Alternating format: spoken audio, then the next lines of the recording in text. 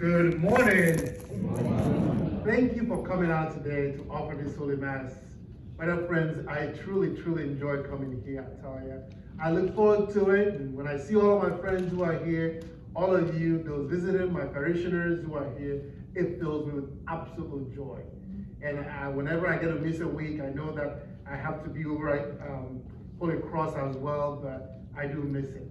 And so I truly rejoice when I see us come together. You know, often we go to church for several reasons, and we all have our reasons why we go to church. But one that I know is popular even today is we go to church because we want to feel good, right? There's so much negativity out there, so we come in so we can receive the word and we can feel good about something, you know. Some of us also come because we want to receive a blessing, right? I want to receive my blessing, and we come for that. Some come also because they are in trouble, for whatever kind of trouble, and they believe that if they go to church, God will bless them, right? If I give God my time, He will make sure my week goes well. Whatever reason we come to God, there's nothing to be ashamed of. We go to God for why we go to God.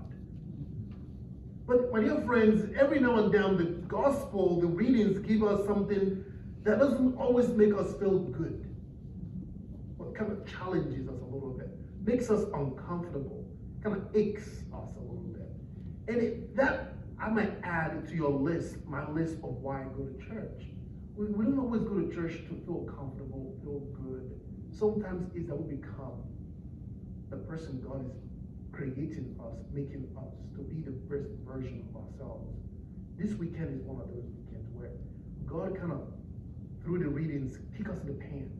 Said, all right, I'm going to have to give you a little bit of and you saw that in the gospel, huh? You know, I love my family, and I go home sometimes to feel good and to get in the comfort of family love. But every now and then they tell truth, and they tell me to my face the truth, you know, and it just stings, you know. And I'm like, you know what? I'm out of here. If my parish didn't love me, I'm going back there, you know. But this is true, but it kind of stings a little bit, huh? And our families, our spouses, our friends know how to get there, to just speak the right truth that we need to hear. But when we hear it, we're not ready for it. And we're like, you know what? I don't like you. Jesus saw that today in the gospel, right? They want to throw him down because they heard the truth. And so what is the Lord doing? What is God up to this weekend? I think God is up to love. You know, God is up to love. And maybe not the love you know, but a different kind of love. Every now and then I say to myself, why am I here? Why do I exist? Why am I put on this earth? With the gifts God has given me, the talents He's given me, the experiences that He has given me, the family that He gave me, the background, all the experiences. Why? What is it for? And often I go to church asking for more blessings, for protection against my enemies, against my friends, whatever it is we're asking for. But what is it that I'm here for? I think the Gospels today might give us a clue why I'm here and why you're here. The first reading was from the prophet Jeremiah. If I can find it now, because it was moved away. Okay. Come on, Father. What happened to the reading today? There we go. Almost there.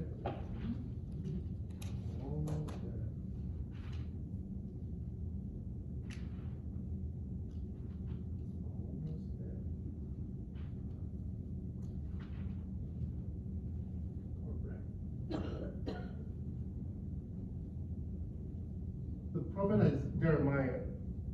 The word of the Lord came to me saying, before I formed you in the womb, I knew you. Before you were born, I dedicated you. I consecrated you.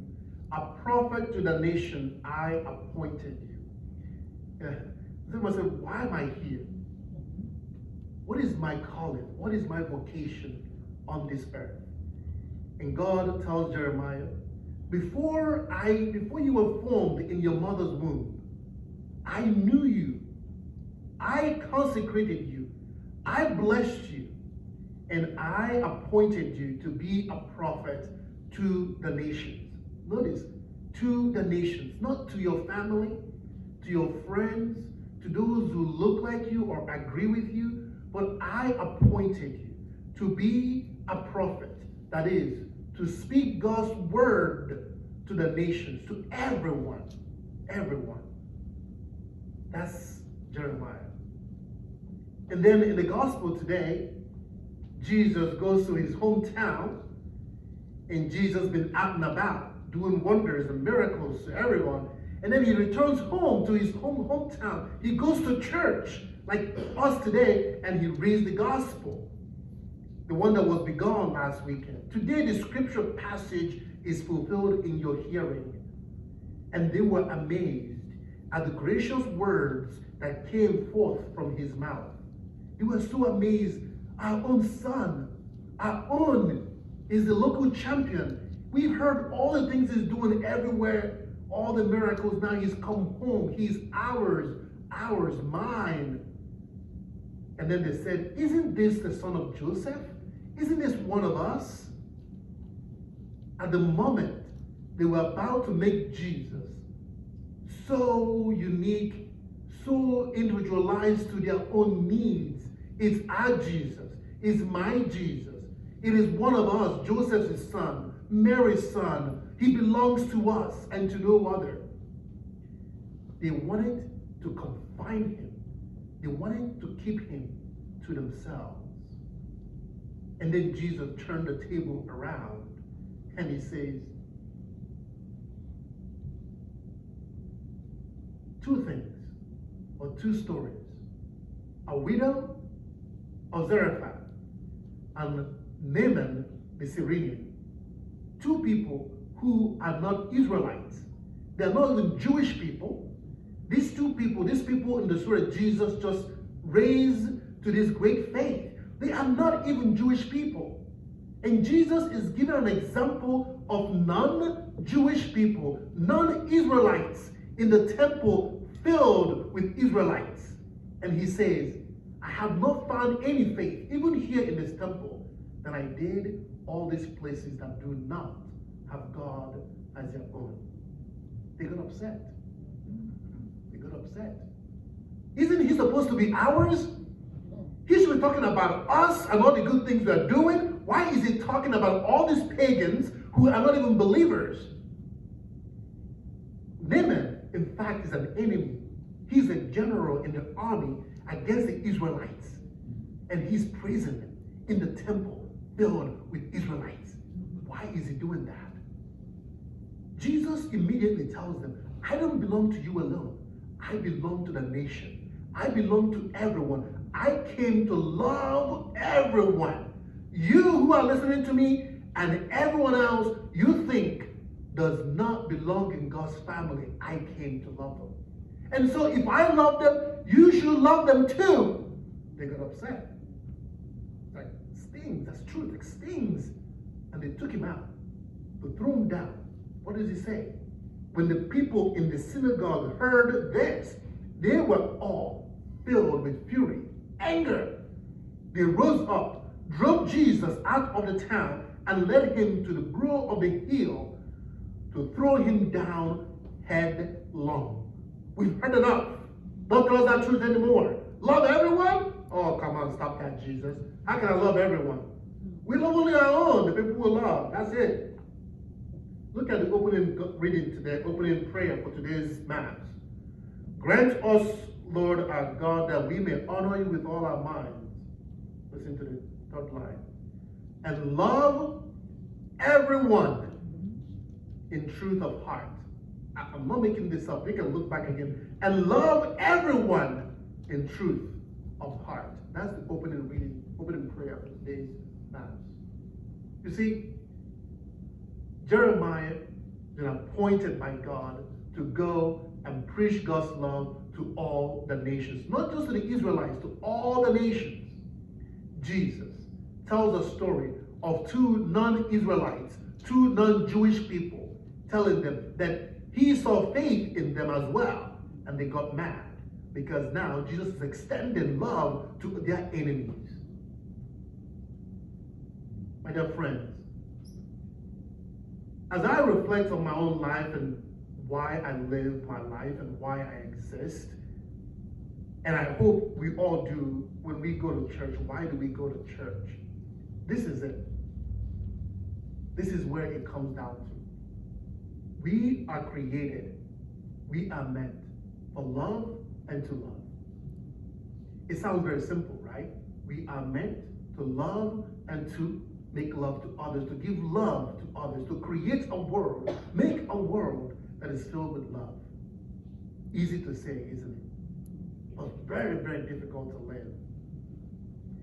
You know, when I go to church and I say, God, give me this blessing, say, give me that blessing, everything that I have, everything that I own, my gifts, my talent, whatever God has given me, my experiences in life, my family love, my friendship, everything that I have is not meant for me to keep for my own. It is meant to be given for others. For others. I exist not for my own self-interest, but I exist for others, for the sake of others. That is my mission in life. That when I wake up and when I go through my day, I am tirelessly not looking for what makes me happy, not tirelessly looking for what makes me, but that I am giving my life, I am pouring my life for others, for the sake of others. I exist for others, not for my own sake, not for me, but for you, and you to others. Jeremiah to all the nations, Jesus to everyone. Love everyone in truth of heart, that my life is poured out for others, not even just my own family. I know that we have to take care of our family, our church, people who look like me, people who have the same skin color like me, people, I know we have to do all that, but I tell you, I do not exist, not just my family, my church, and people who look like me or think like me or act like me. My life is this. Every single person that I meet, I want to leave them better than I found them. Amen. That I give you my life in every way possible.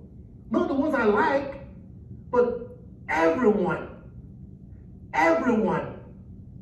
That will stress you. That would actually get you killed. That's what love is. Love is dying to myself that you may live. Love is I am going to decrease that you may increase.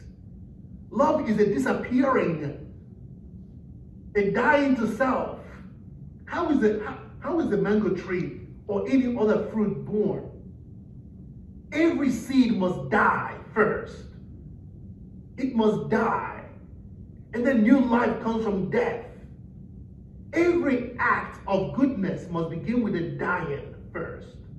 Love is death. Love is dying, that others may have life. That's it. That's my mission. I don't go to church so God will bless me and protect me against my enemies. And that's good. But at some point, we're going to have to stop thinking about ourselves. My mission is not to make me happy. My mission is as much as I receive God's grace and God's gift, I become a conduit of that to the world. That's it. Look at the second reading today. Just look at the second reading today. What is love? What is love? Because sometimes we make love become an emotion. You know, this gospel reading here, I tell you, this second reading, at every wedding, it's read at almost every wedding.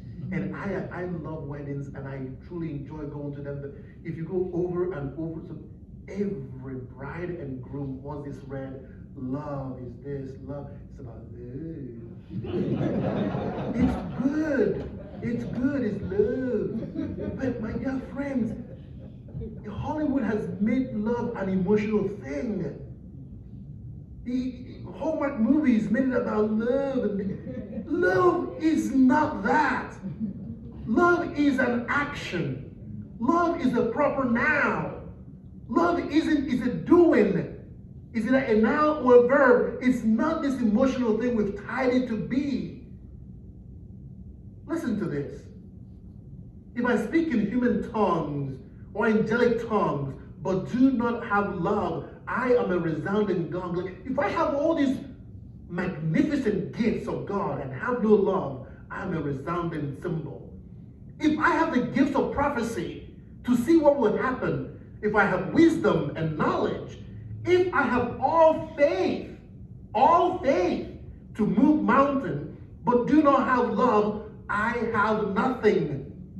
If I go to church 5 times a day, pray 7 rosaries a day, and have all faith, but do not have love, and I'm not willing to die to myself, I have nothing.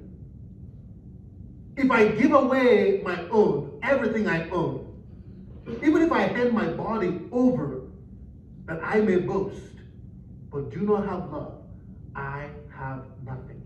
You know, the story I gotta tell here because it's very appropriate to this. Just a long time ago, I had a really dear friend of mine who was just a great guy, just lovely guy, but just his past was just hard growing up, and everything else that happened, just a hard life, you know.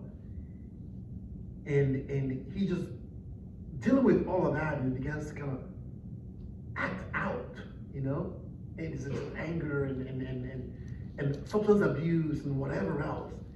And he has a lovely family, just an amazing family, a wife and kids, and they love their father, and he loves them. But they know their father is dealing with these demons from his past.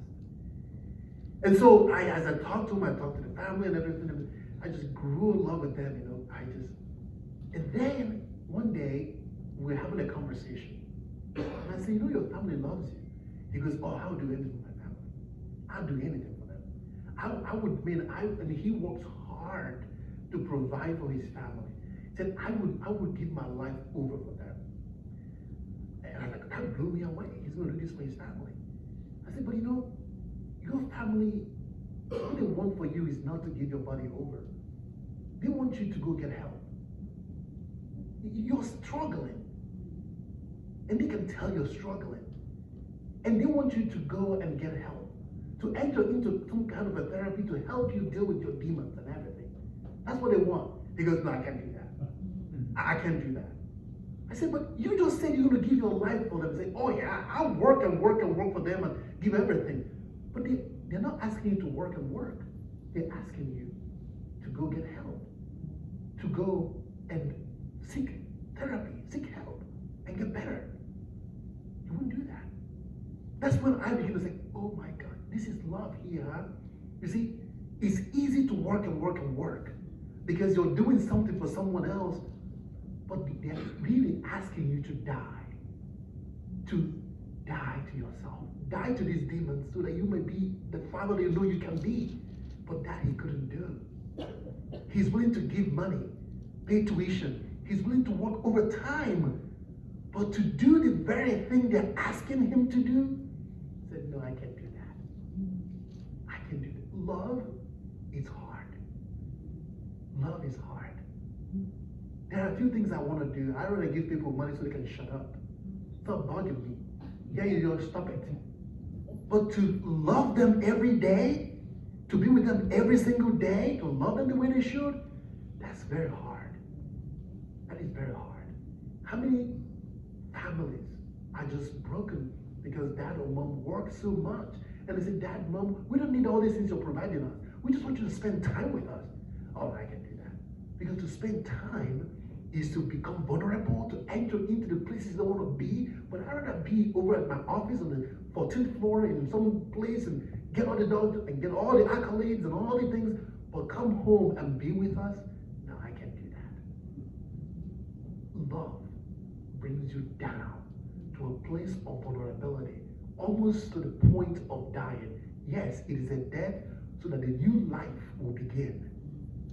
Love is patient. Love is kind. Love is not jealous. Love is not even pompous. Okay, I don't want to go into treatment because I would just, oh no, people hear that I went to treatment, but your family is asking you to do this. Oh no, that's my ego. Yeah. But I will do everything. I will give my body over. Even if I do that and do not have love, I have nothing. Love is not inflated. Love is not rude. Love does not seek its own interest. It's not self-interested. It is selflessness. Love does not rejoice over wrongdoing, but rejoices with the truth. Love bears all things.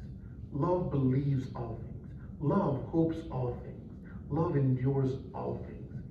Love never fails. Love never fails. Love is Jesus. And Jesus has done everything here for me.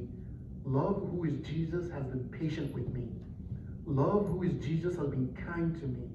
Love, who is Jesus, will even undergo the humiliation of the cross, the nakedness of the cross, that I may live. He will do all that for me, that I may live. He bears all things for me. This is what God has done for me. And this is what God is calling me to do for you. And He's calling you to do for others. Love conquers all things. What is my vocation in life? What am I here to do on this earth? Why am I here? I'm here so that by the grace of God, through me, you will have a better life. And through you, others will have a better life. We're placed here on this earth, not for myself, not for what I want, what makes me happy, what I like, what I don't like, my ego. I'm here so that through me,